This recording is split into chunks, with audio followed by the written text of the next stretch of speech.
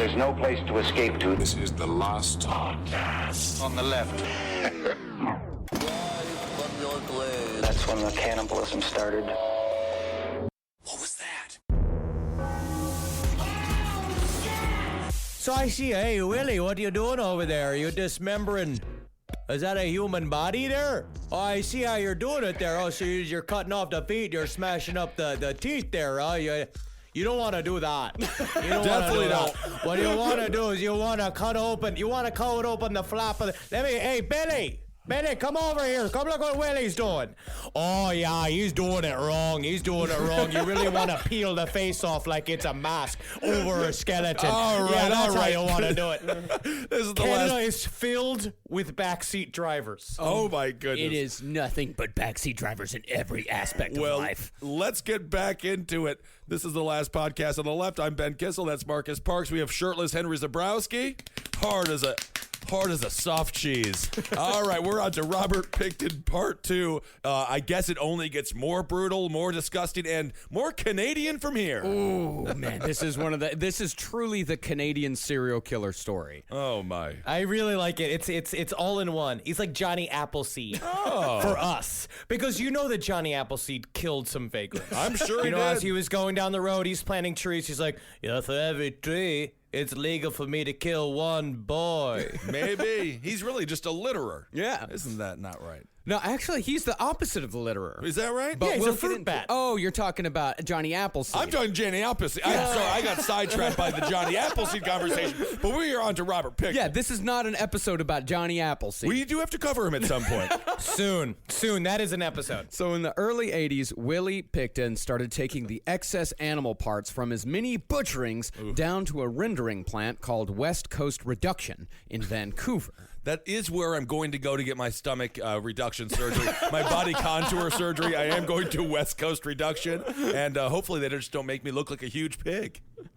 Now, for those of you who don't know, rendering plants repurpose all of the extra parts of an animal unfit for human consumption in their original form. For example, entrails, bone, feathers, fur, and whatever else is left over from the carcass. Rendering plants also process cooking grease from restaurants, and all of it's mixed in one big vat, ground up, and moved to fryers where it's all cooked until the grease is separated. And technically, at one point, the Fieri family, the grandfather Fieri was visiting one of these rendering plants, and a single hair fell from his goatee, and the sprung Guy.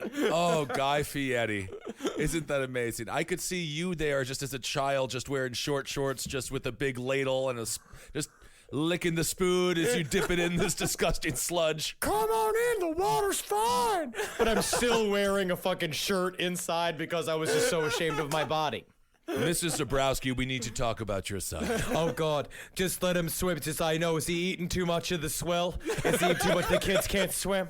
Oh, yeah. We're so proud of him. He's got such a big throat. He got his father's throat. He's hired. Well, the grease that is separated from the solid stuff is then made into cosmetics, soap, paint, or candy. So you mean to tell me, honestly, they take assholes and sinews, hoofs and fur, and that's what's like on our celebrities' faces? Yeah, gelatin. So J-Law, when she went to the Emmys, was covered with the slurry of whatever it is we choose not to eat as the apex predator. Maybe. Yeah, that's actually that makes me feel good in a strange way. We're all just covered in slime.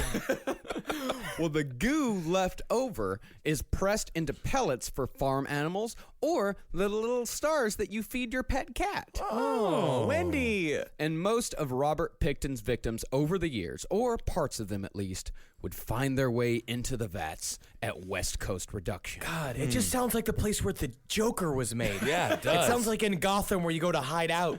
Yeah, it's like Axis Chemicals. Ooh, yeah. I am trying to think, what kind of candy was made here? I mean, it's got to be a hard candy. No, not absolutely soft not. candy? No, as far as I know. Werther's original? Oh my God, if they made Werther's out of this. As far as I know, gelatin in candies. I'm pretty sure that's what it is that, like, if you look at a candy, like, say, like a Mike and Ike. Sure. Mike and Ike, definitely. You know what I do? I only eat the Mikes. Isn't that weird? You only eat the Mike. Which one of the Mikes? Whichever one I call a Mike. I say, you're a Mike, I eat you. You're a Mike, I throw you away. Well, guess what? The mics are the ones that are made out of the poor, the scrape from the bottom homeless men. Is that? that are just sort of the troll of this country, the people, the lost, the forgotten. Well, the ones that there's no reach out for. They're the ones turned into the mics. I'm eating the Ikes. From now on, I'm going to eat the Ikes.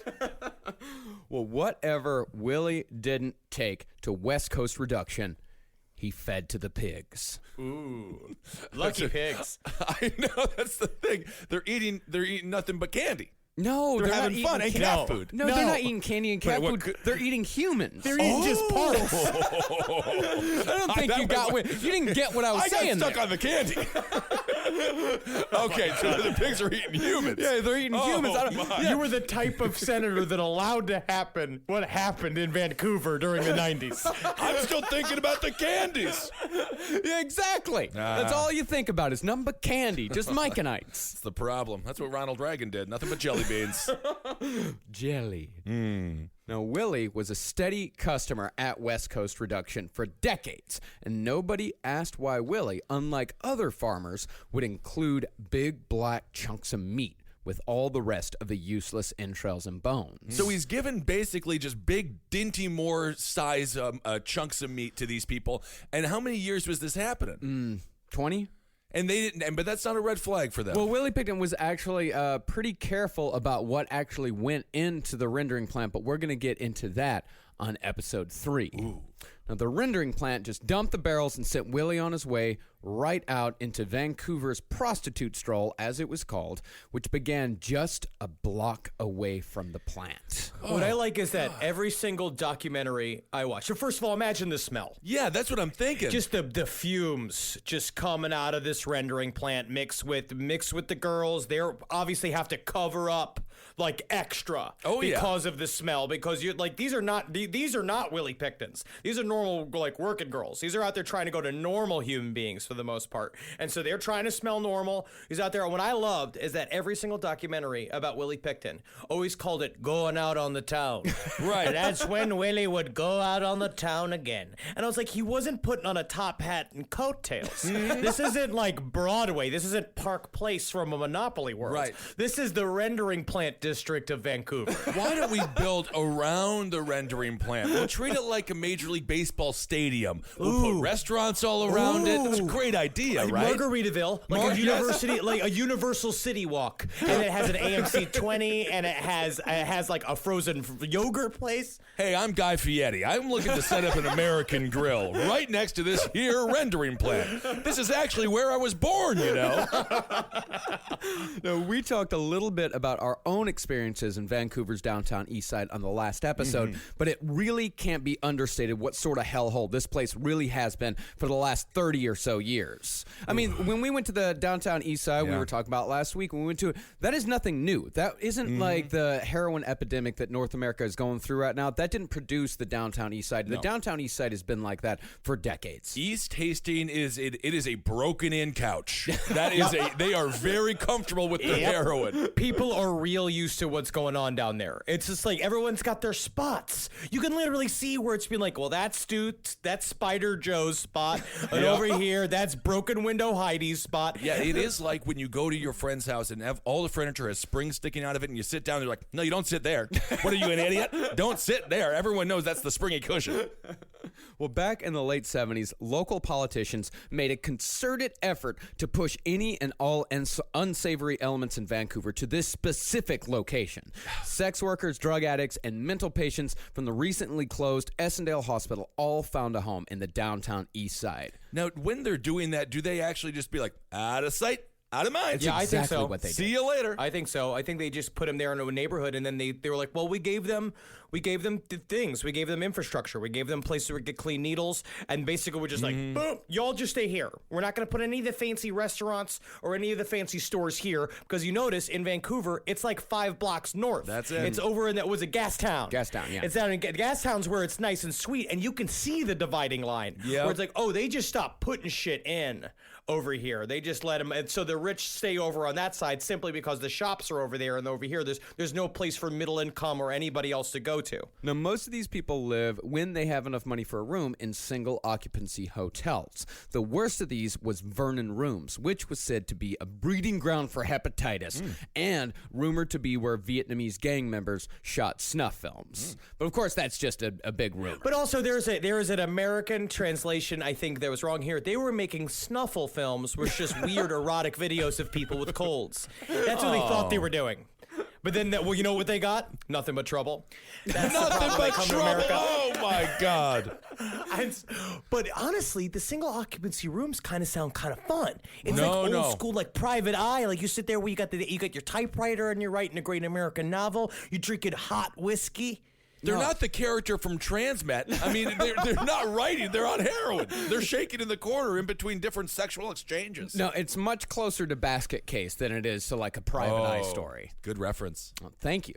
By the way, Cult of Chucky, not that bad of a movie. Not that bad. I did. A fun movie. It's worth it. Cool. It's a why not? worthwhile watch. Yeah, it's very good. I love Jennifer Tilly. Well, the downtown east side, street drugs, crack houses, brothels, pornography studios. If it was bad for you, that place had it. Well, the amazing thing about this place is that it usually isn't violent. Not unless you're a sex worker. This area could easily have been described as a playground for serial killers for about 20 years. As we said last episode, Gary Ridgway was said to claim at least a few victims here. When Ridgway was caught, police found a map of the lower mainland of Canada in his truck, and a musician named Gary Big, that's Big with 2 G's, said his girlfriend used to have a good time in Ridgway's RV when he came to town. And then there was Gilbert Paul Jordan. Jordan particularly targeted First Nations women who make up somewhere around 15% of the sex workers in the downtown east side, but around 40% of murder victims in the area. From what I can tell, Native sex workers are Vancouver's version of the least dead, much like black sex workers are treated here in the United States. In fact, this story shares quite a bit with the story we told oh so long ago about South Central LA. In South Central LA in the mid-'80s, it was suspected that there were up to 6 different serial killers targeting black sex workers, including the Grim Sleeper. The body count was in the high dozens, and no true investigation took place. In fact, back then, you hear stories about the LAPD when they would find a black prostitute, they would write DNI on the body bag, which just stood for do not investigate. Well, because to them, they didn't want to crack open the hornet's nest. Yeah. They feel like this idea of like, oh, if we go in there and mix it. And also, they just didn't give a shit. And so we're going to find out the same thing with the Vancouver police and just how deeply they didn't serve their country. It's like, it's really fucked up during this time period. Yep. Under-policing is also very dangerous. Yeah, it absolutely is. Now, the same type of thing was happening at the same time in Vancouver. For example, the aforementioned Gilbert Jordan's MO was to force Native women to drink deadly amounts of liquor so he could watch them die of alcohol poisoning. Good Lord, that's like Ed Larson to himself. Yeah. I know. I feel like I have to think about my life. I think you're a serial killer. Yeah, of myself. Now, this guy was active for decades and was so well known by name that cops made a joke out of it. When they found a Native woman who had died from alcohol poisoning, they'd say, "Oh, we got another Jordan-esque here." Whatever. Jeez. They just didn't care enough to prove it. That's fucking terrible. I guess that is very difficult to prove, alcohol poisoning. It's difficult to prove, but they knew that this guy was doing shit, and I guarantee you it wasn't the only fucking thing that he was doing. No, they just needed to look into it. They just needed to have some sort of proof, and they finally got it, at least a little bit, in 1988, 23 years after Jordan's first suspected murder. Even then, it was just manslaughter, and he only got 6 years. Jeez. Wow. Gilbert Paul Jordan, it sounds like he could have been a horrible clothing designer as well. But he went another way with it. It's all overalls. It's all overalls, and the best part about it is that your dick can hang out the side. I love my new, it's overmost. That's what I call it. I see. There was another 2 possible serial killers besides this guy in Pickton going in the 80s. From 1982 till 1989, 14 women were killed. 8 were strangled, pointing towards Ridgway. 5 were stabbed, and 1 was bound and tortured. Despite all this, the Vancouver Police Department refused to admit that there was even 1 serial killer, much less 4. What are they doing? Think about how much work it is to investigate 1 serial killer, never mind 4. As soon as this shit starts piling up, it's like we got the hobbits in a Vancouver Police Department that are looking at this shit and basically just saying like, oh, this will stop eventually. They'll just be like, this will all eventually stop, and then we can all get back to like, oh, you guys, we can take those ski shots together. We can go axe throwing. We can do anything. But we just need to. Once we get to May, I'm certain with Easter, all of this will die down. But isn't this if you get into the police force, you become a detective, a serial killer's on the loose? Wouldn't this be why you got in? Isn't this exciting? And then to have 4 of them? I don't understand how you don't just flip this and be excited to go to work every day and try to hunt a killer. It's not up to you. It's not up to the detectives. It's not up to the beat cops. It's up to the people at the top. It's up to the people at the top. If you've never seen The Wire. No, I haven't. I was watching Cult of Chucky for quite a while now. Or any cop show. Ever. No, I haven't. Any cop movie I watched ever. NYPD Blue growing up, and I saw Dennis Franz's ass, and that has traumatized me. You should watch the first 48. Oh, I do watch the first 48. I love the first 48. Of course. Because talk about because first 48 is like, those are cops working hard and they still look bored. And they still are just like, well, it's just, they're just so broken by how many fucking dead bodies they see a week that they're just out there just like, yep, they're on the slab. But they work hard. They do. Yeah. First 48, a great docuseries. Check that one out. These people do work hard, but without, like Henry was saying, serial killer investigations are very difficult and they're very expensive. Okay. And if you don't get the funding and the support from up top, then nothing is going to happen. And we're about to get into just how the Vancouver Police Department rejected all of that. These politicians are in there thinking about candy. They got to start funding the police to get detectives to find these serial killers. You just pivoted 3 times. Good Lord. The RCMP, remember the Royal Canadian Mounted Police, the Canada's version of the FBI? They even tried Oh, FBI is here.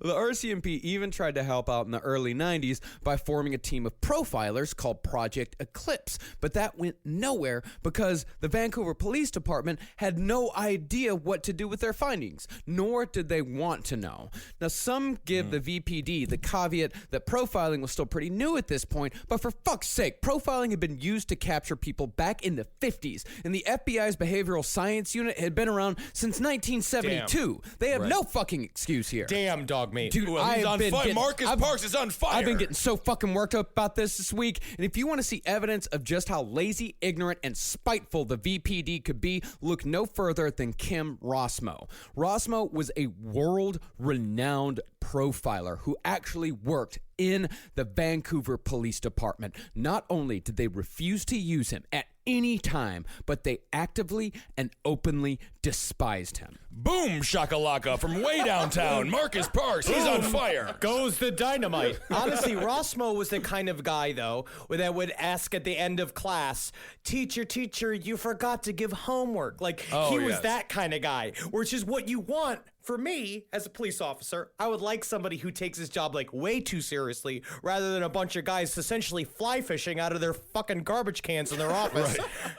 Rossmo developed a system called geographic profiling, which hypothesizes, in most cases correctly, that serial killers start with areas they're most comfortable with, then expand that area more and more the longer they go without getting caught. He built an entire computer program. It was a topographical program. It was brilliant. And he went all over the world. He consulted on thousands of cases in countries all across the world and helped out in a lot of them. And considering how Willie started with girls picked up near the rendering plant, then moved to other locations up and down the east side, this would have been the perfect tool for them to use. Look at where the victims were last seen, find out who spends a lot of time in that particular area, and go from there. But the men in the VPD who impeded Rossmo at every turn were only concerned with how much attention Rossmo got from his brilliant profiling work and resented the fact that he had jumped high in the ranks because of his skills. Oh, my goodness. The infighting, not saving lives. Believe me, when we were doing the program, I forget what it is. We've done this discussion before, and we always forget where you get the stickers on the button, you get the free pizzas for reading a book in elementary school. Oh, yeah, of course. Yeah, the Pizza Hut Pizza Club. Yeah, I was racking up so many free pizzas because, number one, love pizza. Of course. Number two, I loved to read genuinely, even as a child. And so I'm out there, bam, bam, sinking fucking shots Right. from the 3-throw line. That's books. I'm just bing, bing, bing. The jealousy I got, the heat I got on my back, I understand where Rosmo's coming from. Yeah. Well, I did very well in that as well because I learned all you have to do is have 3 facts about the book. Yeah. Cheat. You just go through, you open up 4 random pages, you'll pick up 3 facts, and then you just kind of lie. Teacher, I read that book. I read the book. It's got a dog in it. Yeah. Finds a flower in it. Benjamin, you're actively just looking at the book in front of me. I'm reading it. Yeah.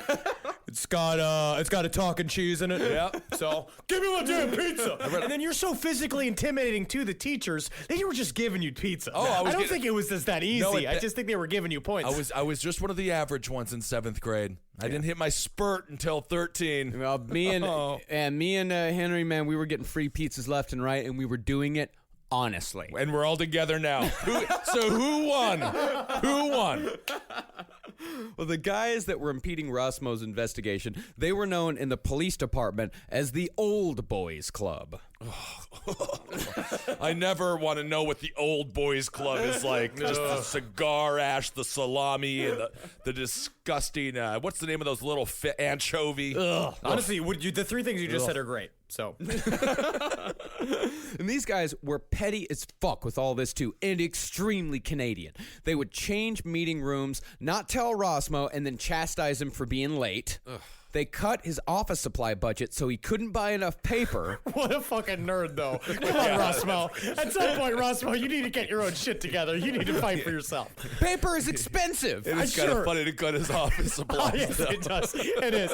Where is my damn stapler? I swear to God, I had a new box of I had a whole new box of staplers and staples in here. Yeah. And the strangest thing is I'm stapling all 4 of the sides of my papers with these 4 staplers. Yeah. Why always?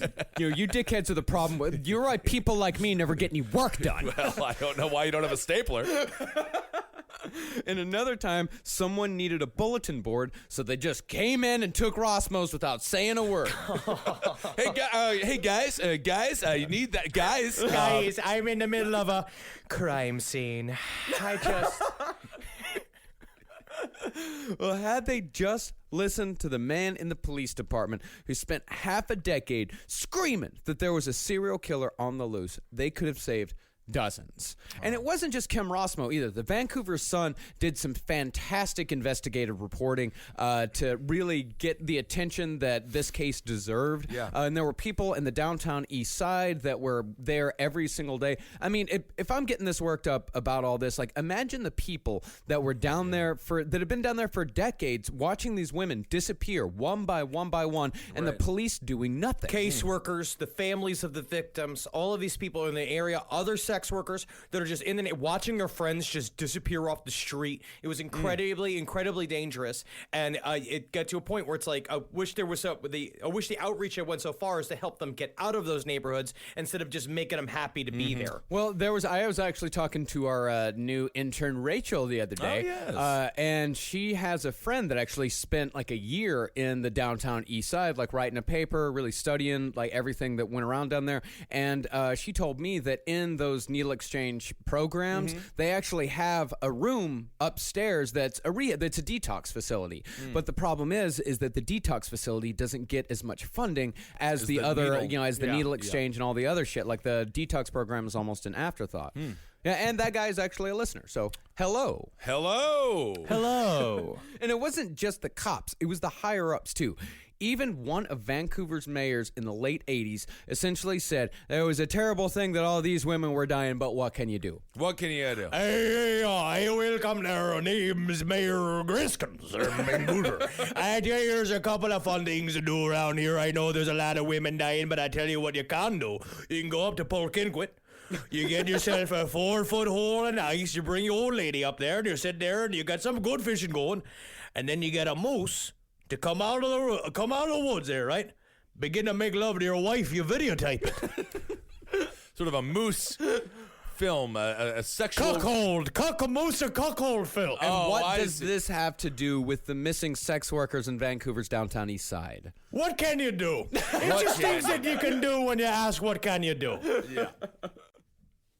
Now, it's possible that Willie's first victim was Wendy Louise Allen, who disappeared from the streets on March 30th, 1979. She was the first of many to go missing altogether that could be in some way linked to Pickton over the next 20 or so years. The next was Rebecca Gounod, who disappeared on June 22nd, 1983, followed by Yvonne Marlene Abagosis on New Year's Day, 1984. And this falls in line with what we know about serial killers.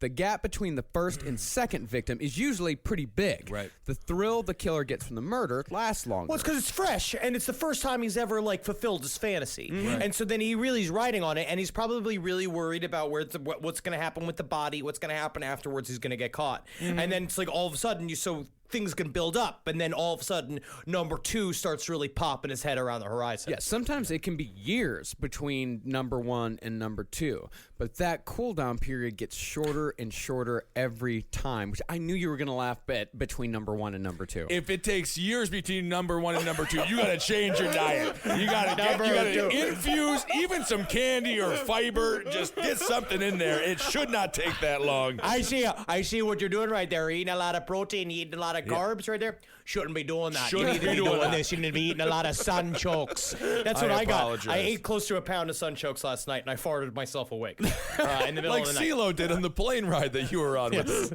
Yes.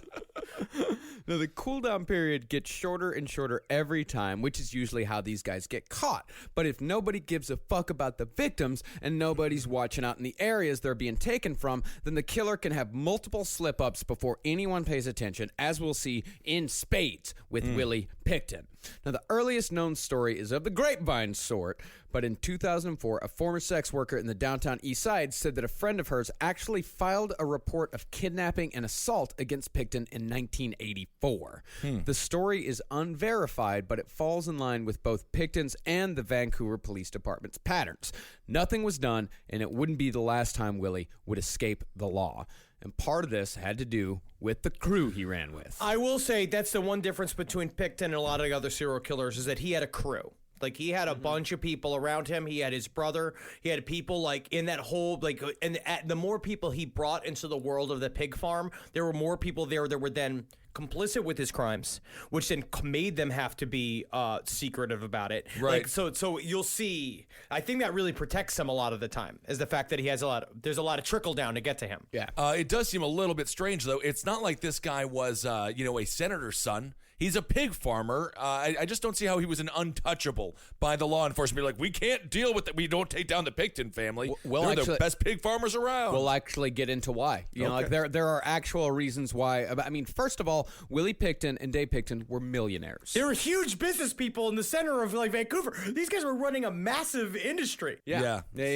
Now, late last episode, we talked about the criminal endeavors of the Pickton brothers, and the complicitness of Willie's brother Dave cannot be understated in this story. In fact, a lot of the dirtbags that hung around the Pickton farm can share the blame here.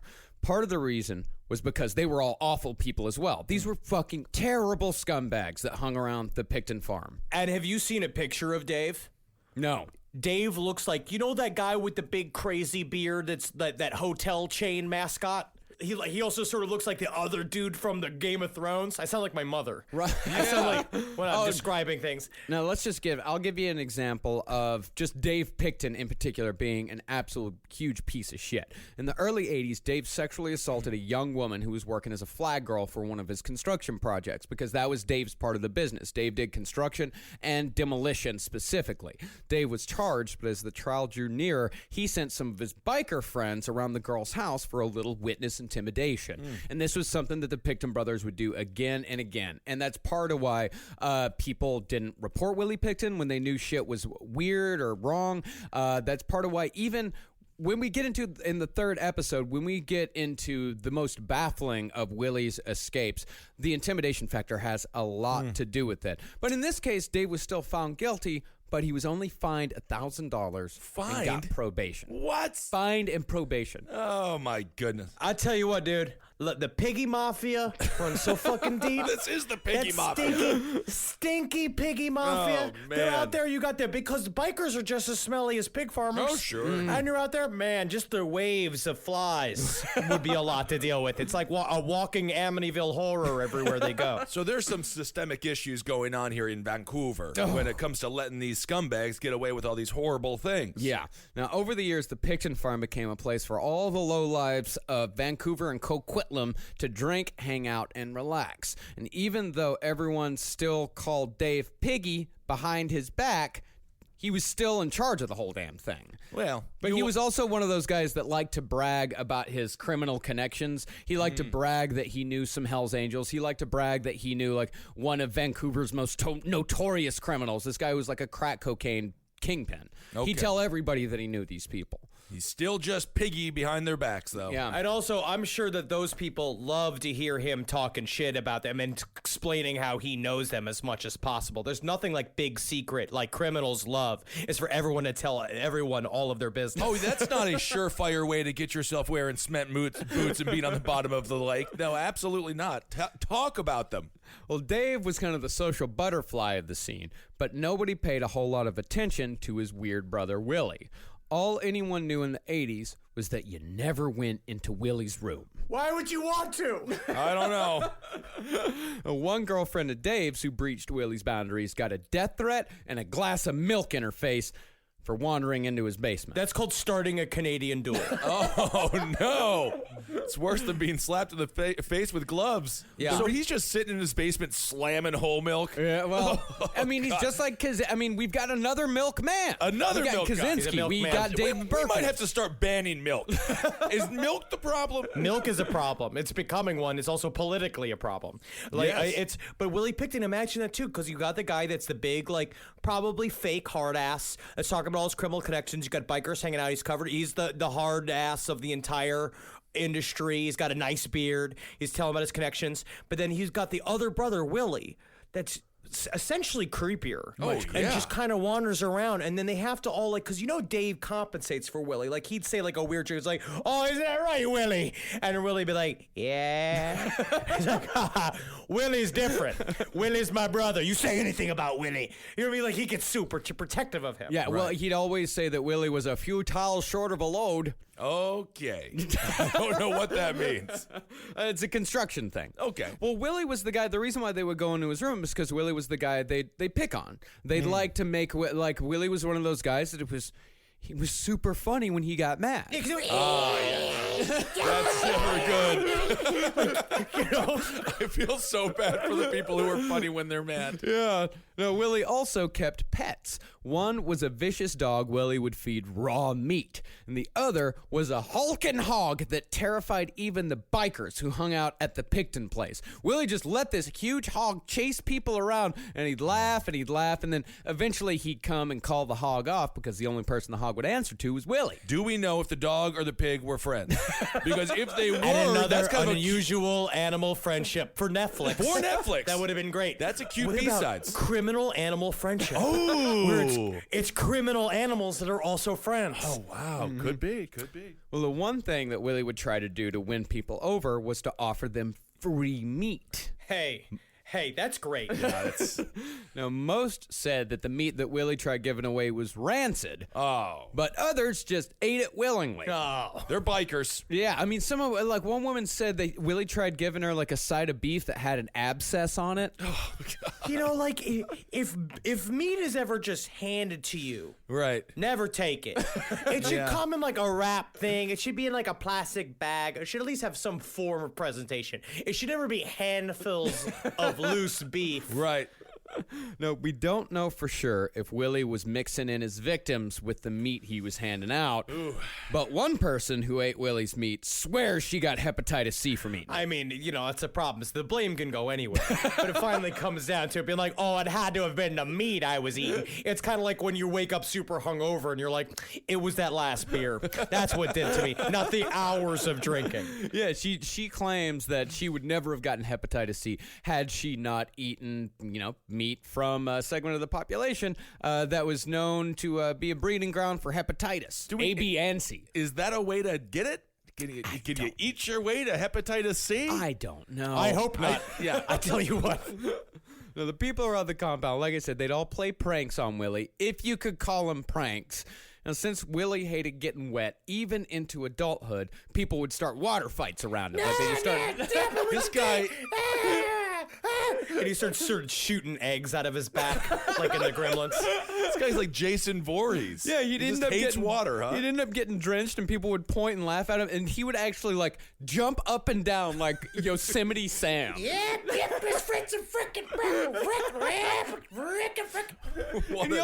he had red hair. He had bright orange hair like Yosemite Sam God. too. God, I would have loved This to have guy seen is still that. alive, right? Yeah. If you see him, throw water on him. Just see what happens.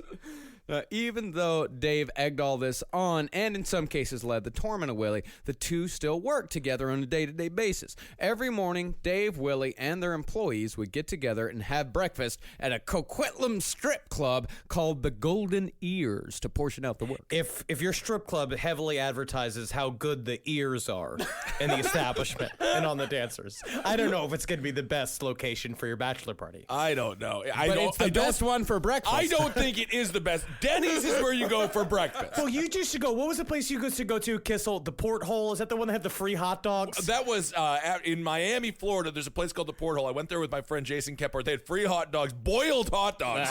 The most disgusting thing of all time. I do not recommend who could ever eat at one of these places? What was that place you used to go to in Madison? Smut and Eggs? Smut and Eggs, which has since closed. That was not a jiggle joint or a strip club. They just had smut on the television, and then they would serve eggs. And my friend used to get Bloody Marys from there, and I did not trust the quality of the produce. Smut meaning hardcore full penetration pornography. And then they closed it. It was a staple I don't in know Madison, why. Wisconsin. It was open for like 40 years. I swear to God, everyone used to go there. They just closed it this year. I just feel like Guy Fieri would go there and then send the camera crew out. Like, he'd be like, oh, this is like, sorry, guys, this is going to work out for everybody. So you guys just leave. I'm going to catch up with the rest of the group. And then it's just him being like, sometimes a man's got to take a trip to Flavortown alone. Out of bounds. That's out of bounds. Well, even daily strip club meetings weren't enough to cool the tensions between the brothers, which built up for years and years. And in the early 90s, things got so bad that Willie moved out of the basement altogether and spent a couple of months sleeping on a bed on top of one of the freezers out in the meat shed. Like Snoopy. What? Yeah. The world's dumbest cartoon dog. Eventually, they got Willie his own trailer at the back of the property near the slaughterhouse, and Willie was happy to finally have some privacy. But as much as he valued that, he still had friends. Now, ironically, throughout his life, Willie always had at least one close female friend. How does it happen? Where is the charm? I just don't get it. I think there's a thing in weird conservative side of criminality, right? Where it's kind of this idea of we're better than everybody else. We're a part of the Piggy Mafia. We're familia. We're La Costra, Pigsta. We're here like with each other, hanging out. But a part of it is this, right? He gets a woman who also views herself to be above sex workers, like he is, and they both sit and talk shit about everybody else. We're on the same page, and also there are people that look to him. I think also like a charity case, which we'll get to as well as we go deeper into this. Actually, I think it's the exact opposite of that. Willie bought his way in all this. Interesting. Like he would what he would do is that he would because Willie was a fucking millionaire. He would buy women groceries. He would pay their bills, and he just wasn't horrible to him. That's all it was. Is that he would buy them shit, and he wasn't horrible to them. And a lot of these women, like a lot of them were getting out of horrible abusive relationships. Okay. yeah, maybe if it's a perfect storm, because this guy, he's surrounded by flies. He smells like the inside of a human colon. I just don't understand how anyone would want to hang out with him, but I suppose if they are that desperate for friendship, this is a kind of a small town in some ways. In some ways. As long as you're funny, it's you can get anybody. Yeah, maybe Willie. Well, one of these women was Tanya Carr. She was a friend of Dave's daughter, Tammy. Tanya had been keeping her horse at the Pickton farm for years, and when she fell on hard times in 1994, she moved into Willie's filthy, stinking, pig shit covered trailer for 18 months. Good God. But she said it was more like living with an uncle than anything. I would never live with my uncle. Yeah, that sounds horrible. She just made it even worse. She said he never tried anything and he never got appropriate, despite the two sharing a bed. She'd just go to work at Amigo Pancake House, which is still open, by the way. Can you imagine she this used woman? to go to Willie Pickton's fucking bathroom. She used to take a shower in there. She used to Yeah. walk around and then go serve flapjacks. Do you want him? Flapjacks they soak up the most of all of the foods in the world. Flapjacks absorb the most stuff. Yeah. Ma'am, I found a hair in my flapjacks, and my eggs also seems to have multiple hairs. If you put it on the very tip of your finger and you blow it off and make a wish, it'll come true. And hopefully that wish is for hepatitis C, because you got it. You got it. Well, after she came home from Amigo's Pancake House, she just helped Willie out on the farm. So they had this nice little symbiotic relationship going on. But here's what's interesting, is that no women went missing from the downtown east side while Tanya was living with Willie. So it's assumed that he wasn't active at all during that time. In fact, Willie stayed good for 3 years, from 1992 till 1995. That makes him very similar to Gary Ridgway. Yeah. Again, it's like there's something about having fulfilling, close, intimate relationship that will allow you to kind of to pop out of it, which is what have we talked about it again and again with serial killers. A lot of these guys, if they could figure out how to breach the gap socially, that they would have been saved early on. But mostly it's because they're losers and they can't figure out how to communicate, and that's why they start murdering. Yeah, if Willie hadn't have been a millionaire and been able to buy his way into all this shit, first of all, he would have been caught much sooner, but I think he would have reached berserker mode a lot sooner. Okay. But when 1995 came, Willie took 4 women down to his farm, never to return. And Stevie Cameron actually had testimony on the farm, the book where we're taking a lot of this information from. She got an interview with a survivor around this time, which gives us a little insight into Willie's possible motivations. Tracy Bunyan was picked up from the downtown east side by Willie, who was looking for a blowjob. He was out on the town. Yeah, he was out on the town. He had his cane. You know what I mean? He had his he had his rings on. He had just seen cats. He was looking for a blowjob. Out on the town, flipping a coin. Now, Tracy said she almost didn't get into the truck because the smell was so disgusting. She said Willie's trailer was more the same, if not worse, but as a professional, she went through with it. And the other thing that she noticed about the trailer was that it was full of clothes. Yep. Specifically, women's clothes. Yep. Now, once they were done, Willie started saying he couldn't find his wallet, and he accused Tracy of stealing it. Willie picked up a knife and cut 2 buttons off her shirt. Tracy just backed up and walked outside. And eventually, Willie came out and drove her back to Vancouver. And she said the whole way back, he talked about how he liked to help working girls kick their drug habits. He told Tracy that he only gave these girls one chance. And if they relapsed, then they didn't deserve to live and were better off dead. Oh, God. Yep. And this type of thing is not uncommon at all in the serial killer world. We've seen this a lot, right? Because basically, again, it's the series of allowances. You're setting up a system of rules of like, this is what happens. This is what has to happen in order for me to kill. I can change the rules anytime I want. I can hasten up the process as much as I want. But a part of it, it's like as soon as it's clicked, and it's like, you got to work yourself up. Yeah, and then you can also victim blame, right? And be like, well, they didn't follow the rules, they relapsed or whatever. Yep. I mean, And nonsense. Exactly like Eileen Wuornos. She's a great example of this. She had to convince herself that her victims were going to sexually assault her before she had the rage. She needed to pull the trigger, and since she had built it up so much in her mind, she was able to convince herself that she was doing a great service. Right. And Pickton was the exact same way. He was known to pick up the girls in the downtown east side that had the worst drug habits habits, playing the white knight who was going to help him kick. But when they inevitably asked for drugs, Willie would use that as an excuse for murder, rationalizing it by saying they didn't deserve to live. It is a very deep, dark extrapolation of the nice guy syndrome, because that's what it is too, is that he had this kind of idea that he's better than everybody else. I've now made a bunch of money, and a part of it, I think that's a validation for it. And then he sees what he views as the positive effect he's had on women's lives by dumping money into their life, right? And so now he's just like, I can choose to give this gift or not, and if you decide to reject it, then I'm just gonna kill you, which makes him, I like this, he is a missionary serial killer. Yeah. Because that is true, which is a very interesting side of him, where he is just like, he just thinks he's the best thing that ever happened to these girls. Yeah, Horrible. He's a missionary serial killer in the same way that Eileen Wuornos is a missionary serial killer, in the same way that Gary Ridgway is a missionary serial killer.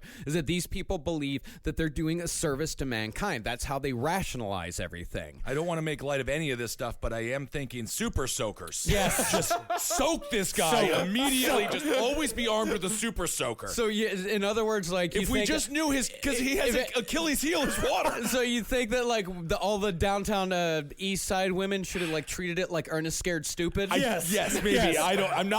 I'm just Like the aliens from Signs. Like, that's what this is. what a scumbag.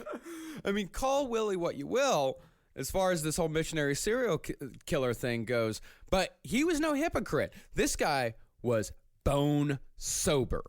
Always. The only time he had ever drank in his entire life was the night before he set off through America in the 70s on his ill-fated cherry pie trip. And that's why we'll see that I think the dope is the thing that was his very specific trigger. Because he made it his whole thing of being like, if I can stay sober in the world that I live in, everyone should be able to, and that's the only way to live. Is there any credence to the idea that these cops were like, well, he's killing sex workers who are addicted to heroin? I guess we're not that against what's happening. I can definitely see that. I think that there's obviously a stripe in that. We're going to find out, too, when it comes into once we get into what the pig farm turns into, how all that old boys club kind of expanded to the pig farm. Yeah, and at some point, they're almost allowing it to happen. Yeah, I mean, they don't you must care. feel that. It's one less person for them to worry about. That's how like cold some of these. I mean, and there's and that is not to say that like all cops and detectives think this way. There are a ton of them that really work hard to solve these cases, but there are plenty of cops around the entire country, hell, in the entire world, just people in authority figure positions that just don't want to deal with it, and they want their job to be easier by any means necessary. And if that means people have to die, then so be it. Kissel, one day, you're going to be a senator, and you're going to be invited to one of these Skull and Bones party, and it's going to be you, Hillary Clinton, Henry Kissinger kept alive on a fucking machine, watching a mute Asian girl dance on a sword, and they're going to be like, you ready for this? This is hilarious, and they're all going to be laughing. They're like, oh, this is almost as good as Young Sheldon. They'll be slapping each other on the back. Love young Sheldon. Yeah. Well, throughout Willie's life, he always made an extra special effort to portray himself as a good guy who'd always help people when they were down. I hate people like this so much. That always. I'm the nice guy. Yeah, I'm the nice guy. But he wanted people to think that he was a good guy, that people could depend on him. Trust him. Yeah, that they could trust him. And he did this particularly with women, either as a way to cleanse himself of his sins through some weird like backwards roundabout way, or to just throw people off his trail. But an incident when Willie was a child points to something possibly a little deeper. He once gave a bag of hot dogs to a little girl named Lisa Yelds for free. It's like Pennywise the Clown, but the Canadian Piggy farmer version of it. Lisa, I've been noticing you for a long time. I've been watching you from the back of class, and it's been hard. I want to be able to say something to you. What's what do you want to say? It's a bouquet of hot dogs. This is what you call when you group together a bunch of hot dogs and you give it like it's flowers. Robert, that's really nice. I'm a vegetarian. You deserve to die. Yeah, he stole some hot dogs from his parents' meat locker and gave this little girl a whole bag of them. That's sweet. It's kind of sweet, you know? Like It is. So, like he Sorta. It's Kind sort of. of. I don't know. He gave what he knew. He knows hot dogs, and he gives them. Yeah, and through chance, those two, Willie Pickton and Lisa Yelds, would meet up years later, and she would become one of the most important people in Willie's life for a time. Okay. Now, Lisa Yelds was the mother of one of Dave Pickton's children, and for some reason, she and Willie just got along. Well, yeah, he gave her hot dogs. Now, Lisa was the only person around the Pickton farm who could ever get Willie to take a bath. According to an interview she gave in On the Farm, she'd say something like this to Willie. Willie, you're getting a little ripe there. I think you need a bath and a change of clothes here, pal, because you're getting a little rude there, eh? It's like I didn't even give you hot dogs at all the way you're treating me. Now, again, the relationship never got sexual, but sometimes they cuddle a bit. Now, contrary to what people said about Willie not being able to have standard sex, Lisa said she woke up more than once with a boner in her back. Hey, you like my Willie alarm clock? It's wake-up time. You know how you could tell? The rope got long. Anyways. So disgusting. God, it is amazing that there were people around this guy. Yeah, I just constantly. There were always It's hard people. to wrap my head around it, honestly. Willie Pickton was rarely alone in life. Like, he would be So kind of a weird. solitary guy on the farm, but, like, in life, he always had, like, a couple of people around. He had friends throughout his life. He's not like a Ted Bundy looking dude. I mean, he's a. No, he's just another dirtbag. But I guess as But you they're mentioned all earlier, dirtbags. They're all dirtbags. Yeah. This is the quality of his company is not very high. Like, I this see. is a group of very strange human beings. Okay. Yeah.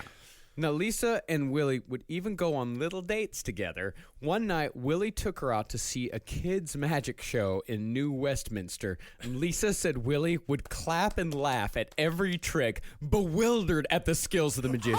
Oh, that's incredible. He's a wizard. We need to burn the wizard alive. Tell me, wizard. I can see how you made that little ball disappear, but tell me, can you make a hooker disappear? Just asking. It's just a rhetorical asking. question. As Mr. Pickton. Oh my God. Of course he liked magic. Of course. I like What do you magic. mean you love magic? I like magic. No, but not like that. You love no. I'm you not love gonna clap illusion. like a seal and be like, I can't. How did it happen? How did it occur? Yes, you love illusory magic. I do. Yeah, you're a card trick guy. Well, what happened? Now, even though Yelds claims to have never known anything about Willie's other life, she said she always got a particular vibe from him. She said, I always had it in the back of my mind that Willie could be a serial killer, but I was never afraid of him myself. I knew he would never hurt me.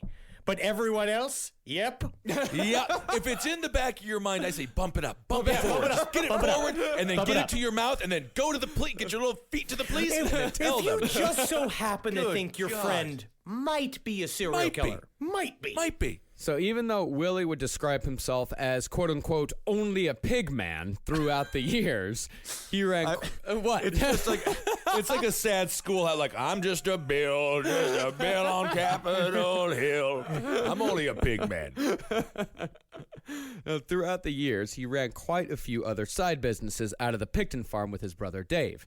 Their first endeavor was cockfights. I just don't understand the entertainment value of cockfights.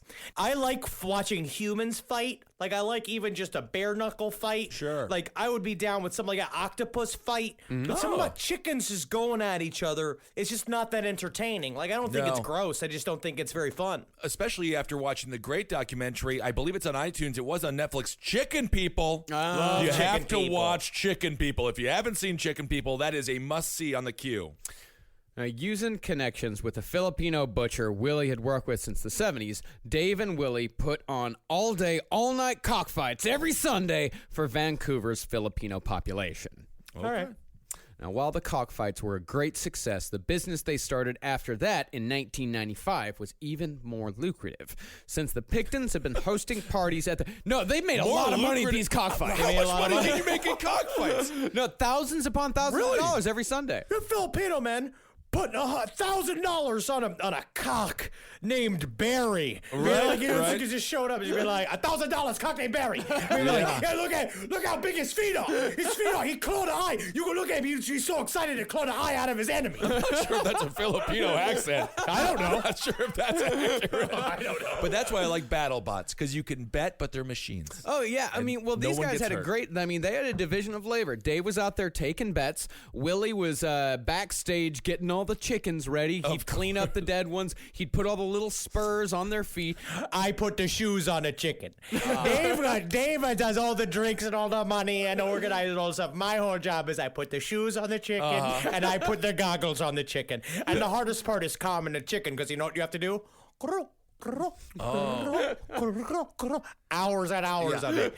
Tanya loves it. Yeah, Willie, I gotta ask you, do you ever feel bad if you put the shoes on the chicken, you relate to the chicken, and then the chicken goes and dies in the ring? That must feel kind of make you sad. You know, I could be sad, but it's like nothing has ever made me feel a single thing. And so it's like a weird, I look at it and be like, I should be sad right now. But then it's like, but think about how happy Sofia Vergara will be once this chicken is turned into concealer for her. Oh, I see. Okay. Yeah, and then besides just those two, they also had the Filipino butcher. His name was Pat Casanova. Ooh, and what a Casanova he was. Yeah, they had him cooking up barbecue pig. Ooh. Yeah, so they had two big revenue streams. Like they were selling so much barbecue pig that Willie and Pat were like butchering pigs. They had to store them in these big meat lockers so they'd have enough meat for every Sunday. And the other thing about that is that every once in a while, like it was like an actual food business. Yeah. So every once, and the freezers kept breaking down and the pigs would get very warm. But the food inspectors kept coming by and shutting them down. And instead of cleaning things up, they just wait like a month until they knew the food inspector wasn't going to come back for a while. And then they just open back up again. Okay. Oh, great stuff. Filipino barbecue. The Canadian infrastructure is really working there. Filipino barbecue, a little pig. Ooh, that's good though. Oh yeah, I mean it's fantastic. I know. No, I bet it was fantastic meat. Honestly, it does sound like a fucking great Sunday. Yeah. Seeing a cockfight is on the side. You're having a couple of drinks. You're eating delicious barbecue. I'm starting to get sold. I gotta get out of this one. Yeah, not the cockfight part. Not the cockfight but part. yeah, if they were presenting fun chickens. Yeah, just like, can look at you it. mean a chicken show? Or a dog show. It's called a chicken parade. Chicken parade. I love that. Since the Picktons have been hosting parties at their place for years, Dave figured he might as well make some money off it. He got the idea as he was tearing down a country bar in a strip mall called the Boo Pub. And he salvaged as much of the bar as he could and opened up the Piggy Palace on the Pickton farm. Since everyone called him Piggy, he's like, fuck it, let's call it the Piggy Palace. And they officially incorporated it as the Piggy Palace Good Times Society. Oh my goodness. I really love it. Okay. Hold on. So this man now, how many people has he killed by the time he opened up the Piggy Palace? 1995? Man, I don't know. We're in some high numbers. We're in double digits without a Double doubt, digits. if not more. If not, it's definitely in the teens, if not the 20s. So this guy is a man about town. Everyone knows he owns the Piggy Palace. Well, he doesn't necessarily own the Piggy Palace. Dave is the one that really owns the Piggy Palace. I mean, Willie kind of owns it with him. He's just doing all of the dumb shit work on the farm. Yeah. Okay. Basically, Dave is running everything. Willie's the weird dude who's hanging out in the background. He's the Charlie Murphy. Yeah. I see. Of the Okay. group Yeah. for a while. Or it's like, where later it's like he would show his true colors, like Charlie Murphy did as well, as someone who can also stand on his own. Sure. But he was like, at this point, was just kind of a hanger-on. Yeah. Yeah, All yeah. right. Well, they should have remade that movie Coyote Ugly. Call it Piggy Palace. Now we have ourselves a true horror story for the times. And how brave it would be. How brave. Brave. And these guys, they went all in with the Piggy Palace. They hired security, they hired door people, bartenders. They had bands come in and play every Saturday night. Do we have any idea what bands were there? You got the Rush cover band Clush. That's all. Also, the Rush cover band Tom Sawyer's best friend. The two Rush cover bands that are the best. You've got the Willie Pickton band, which they would just let him just go up there and play on a bucket, and he'd all laugh and throw chicken parts at him, and he'd be like, "Thank you," like in House of a Thousand Corpses. That's exactly what I am thinking. Yes. Yeah. Yes. Running Down a Dream. Of course, the Tom Petty and the Heartbreakers cover band. R.I.P. Tom Petty. R.I.P. Tom Petty. So sad. Honestly, it's incredibly sad. I'm sad that we brought it up. Now, on a good night, these guys would bring in $10,000 in one night. Wow. Sometimes they would bring in as much as 40 grand Canadian. 40 grand Canadian. Can you imagine if this was on Bar Rescue and just be like, Willie, do you notice the waitress is stealing some of your money there? She's charging extra for the drinks and pocketing the extra $2. That's her job. And with everyone coming in and having a great time on his land, Willie Pickton figured he'd try his hand at being one of the cool kids. He decided it was time to finally polish up his look after all these years. He took a shower. Wow. And a friend said it was the first time he'd never smelled pig shit on Willie Pickton. Wow. I could see him taking a shower, and then he comes out of the shower and immediately becomes Robert Pickton. Ladies, Family Matters, Chef Outer Cal. Champagne for everyone involved. Caviar. It's actually it's clumps of chicken shit, but I call it caviar. Well, the other problem Willie had with his own appearance was that he was bald. And so Willie spent about $2,300 on a hairpiece from the Hair Club for Men. Yep. And so it was like, it wasn't my even, God. it didn't even, what they said is that the colors didn't even really match. Of course. They kind of matched, but not really. And the other thing is that he never washed it. He never took the damn thing off for months. So he'd go under a car to work on it, and he'd come out covered in grease, but never thought to wash any of the grease out of the toupee. So he's just a stinky Mo from the Three Stooges, covered in pig poop. You know what I gotta say? The hardest part about being Canadian is the thick hair. I just gotta get all the knots out of this.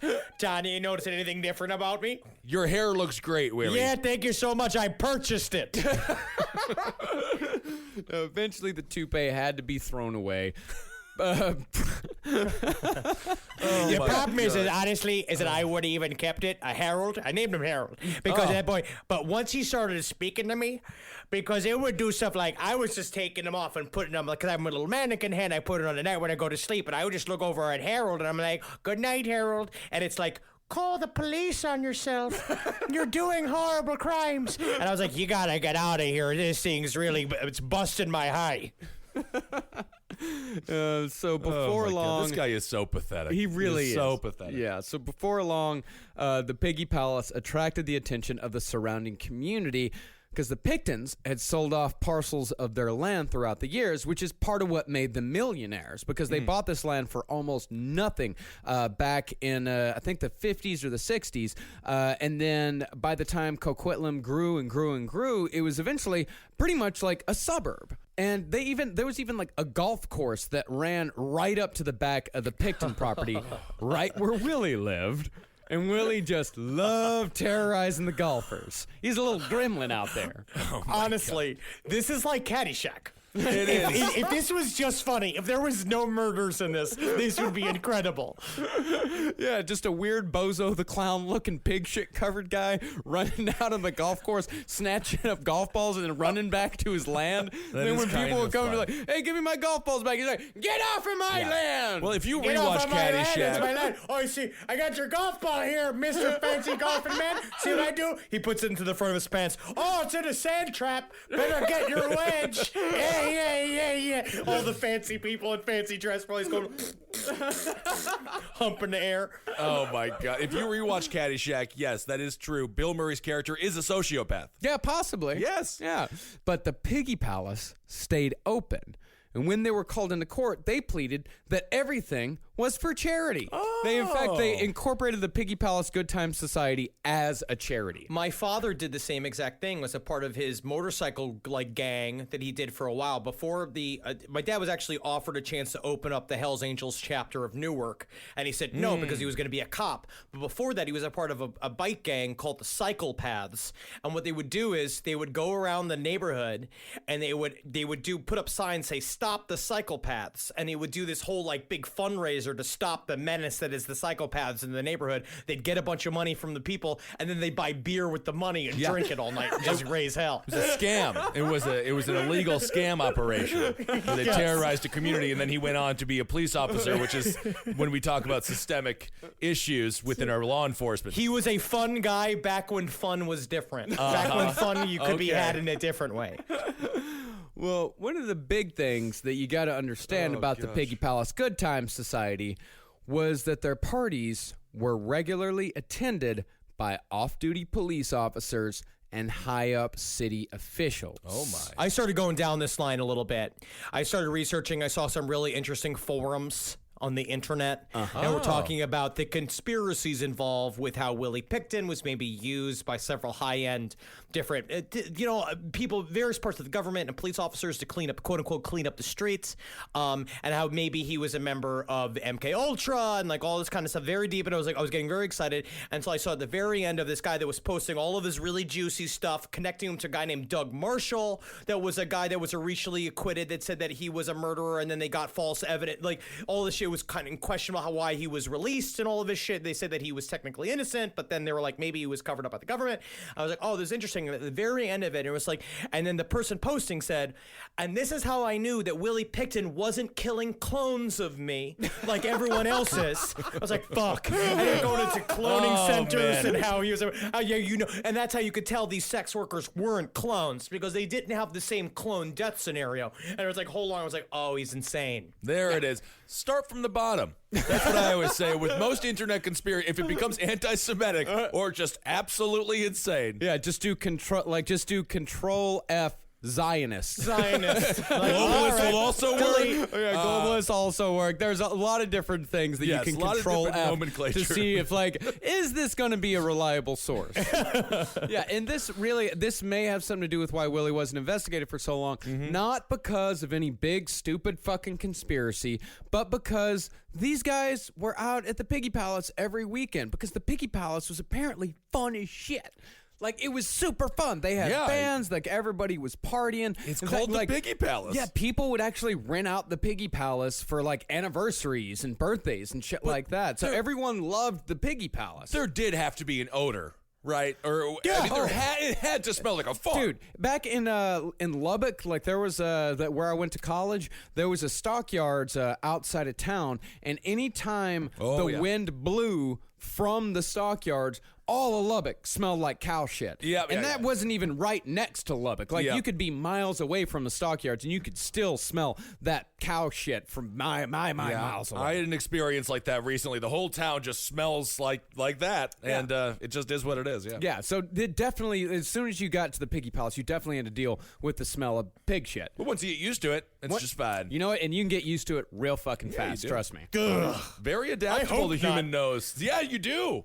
Yeah. Well, things wouldn't really get out of hand with Willie Pickton until he met accomplice Gina Houston, who we'll meet in part 3.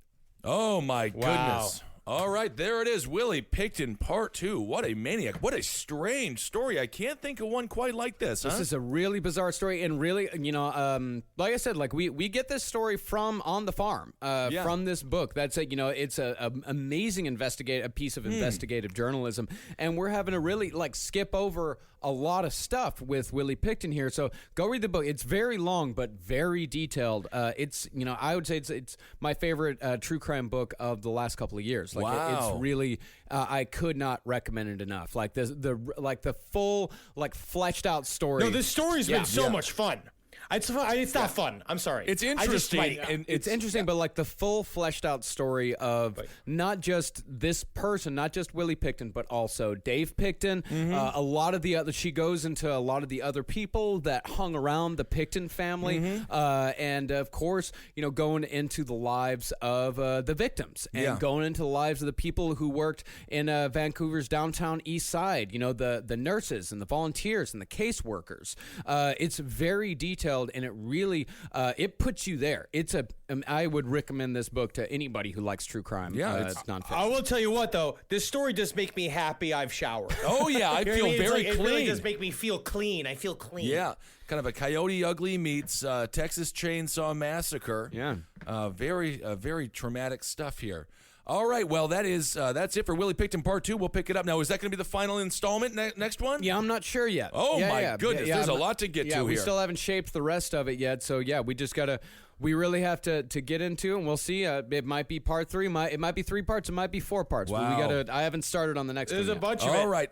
Because let's these see. things, in case you didn't know, these things take a very long time to put together. Yes, they do, and that's why we are so unbelievable. Yes, they do. It's unbelievably thankful for all the Patreon subscribers. Thank you all so much for allowing us to do this. Yes, always. Uh, Thank you so much. And you can check out the Patreon. How do they get to that, Just Marcus? go to patreon.com/last podcast on the left. We appreciate anything and everything that you want to give us, from $1 up. We always appreciate it so much. Absolutely. Thank you so And much. it's really great.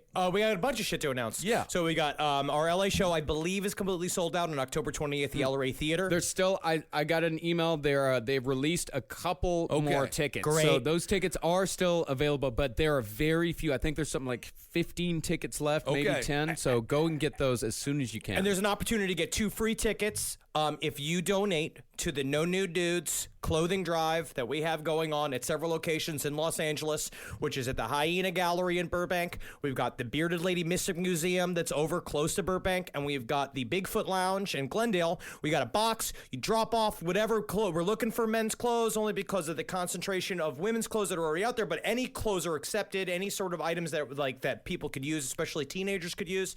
You go drop it off in the bucket, and then you go and you take a picture of it. You put it on Instagram, hashtag Sam Hain Gala, which is Samhain Gala, hashtag No Nude Dudes, and we'll pick one random person. We'll give you 2 free tickets to the show. All right, it's just that easy. And then let's see, we have the show in Omaha. It's October. Yeah. We're not even talking about it's October. It's time. I feel it in the air. This is I think it's important to remember this Halloween season. It's not just one day a year.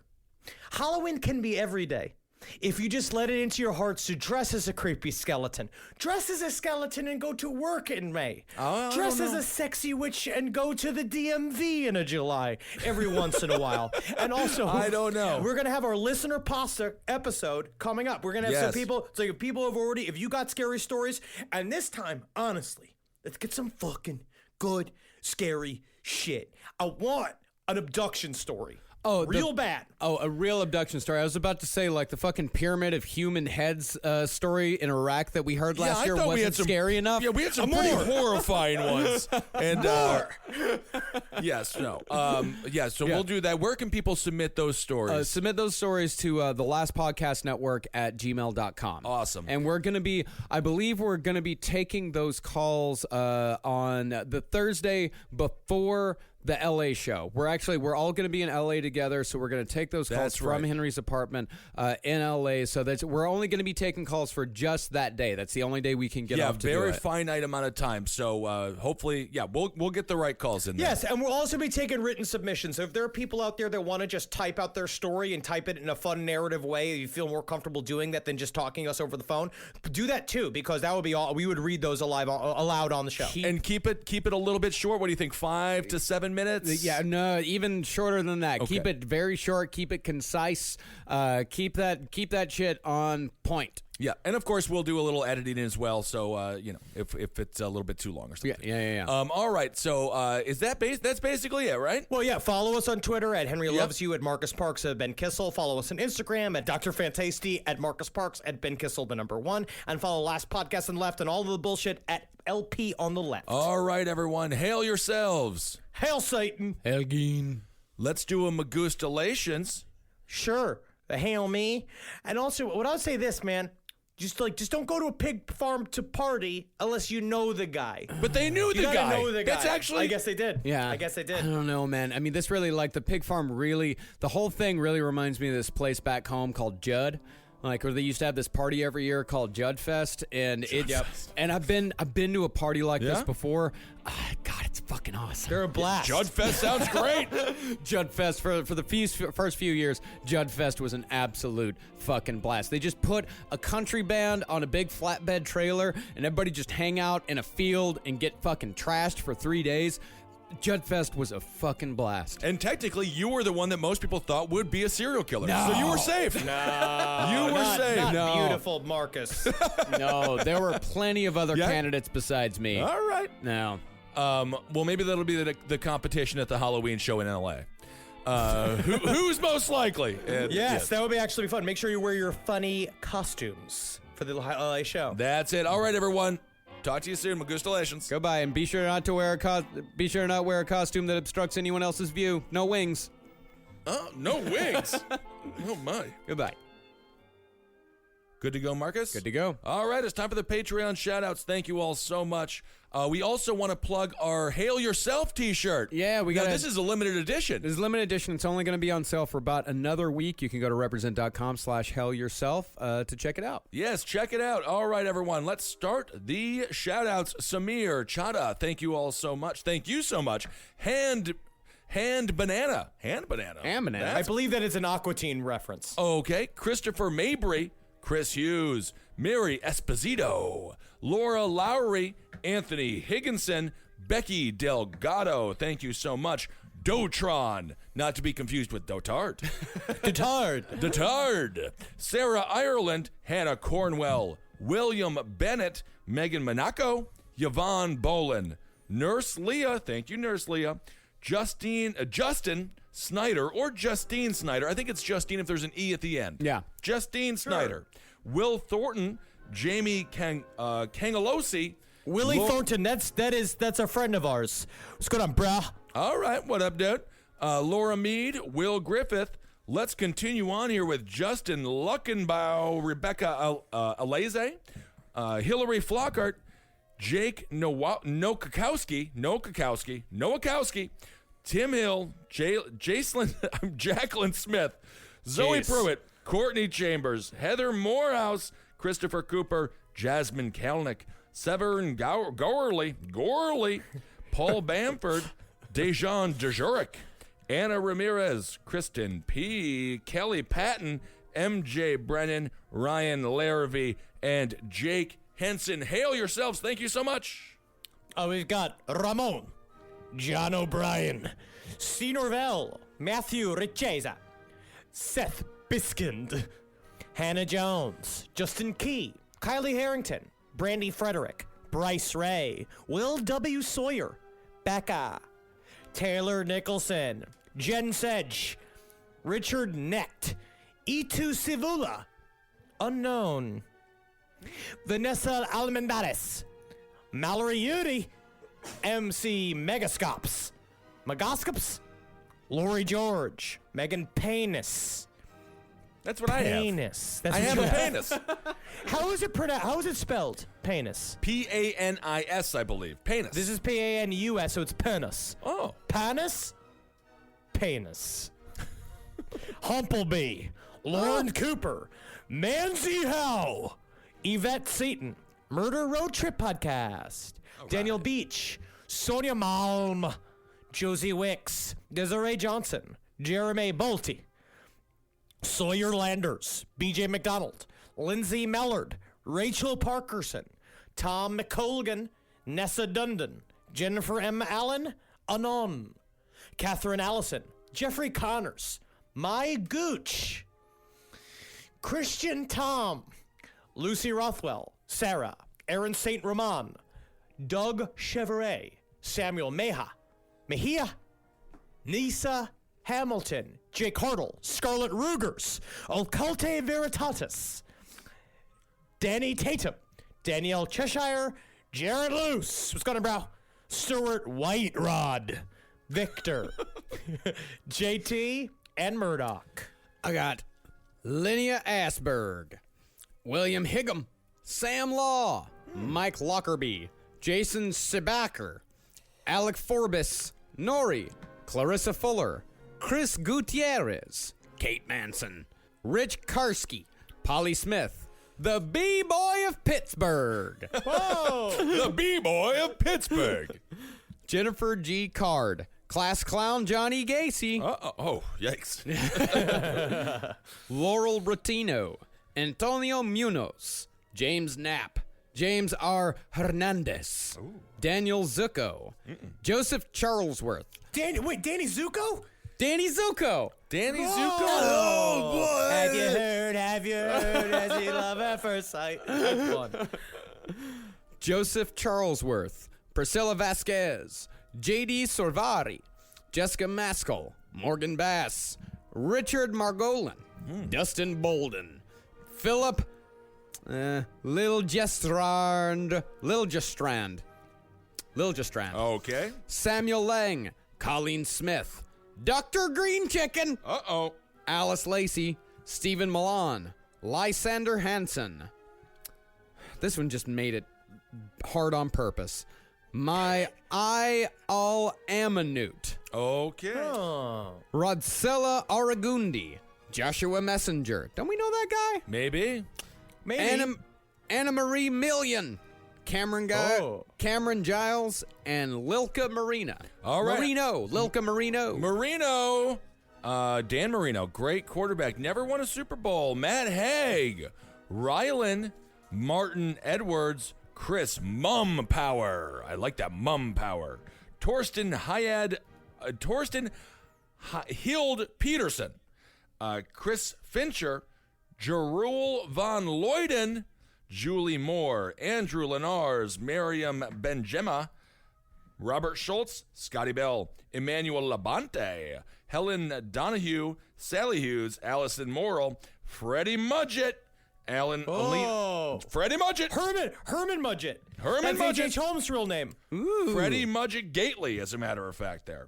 Alana Spalding, Peter M. Ewing, Riley Thompson. Let me continue on with Jeremy Johns, Chase Zakowski, Sarah Kovalsik, Charles Lonnie Eastonson, Mackenzie Tuete, or Tuete, Toot, or it could just be Toot. It's Tuite. Toot.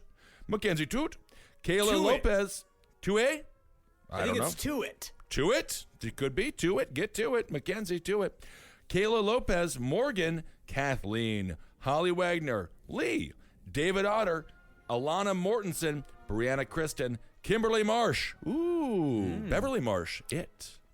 Coaster Robertson. Allie Althois. Lily Laurel. Chris Blackburn. Mike the Fly Hopkins. Boxing out of the red corner. Mike the Fly Hopkins. And Claudia. Thank you all so much. Hail yourselves.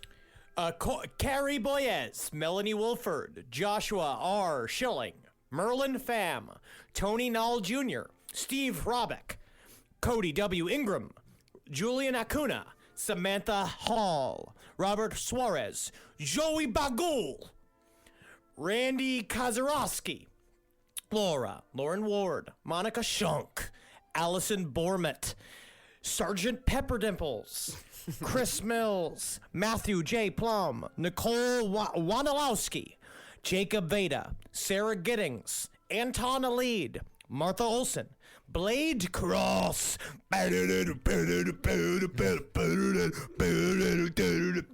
Simon Ebbs, Joanne Boshoff, Jason Freibach sucks huge cocks, your pal T.S. Richardson.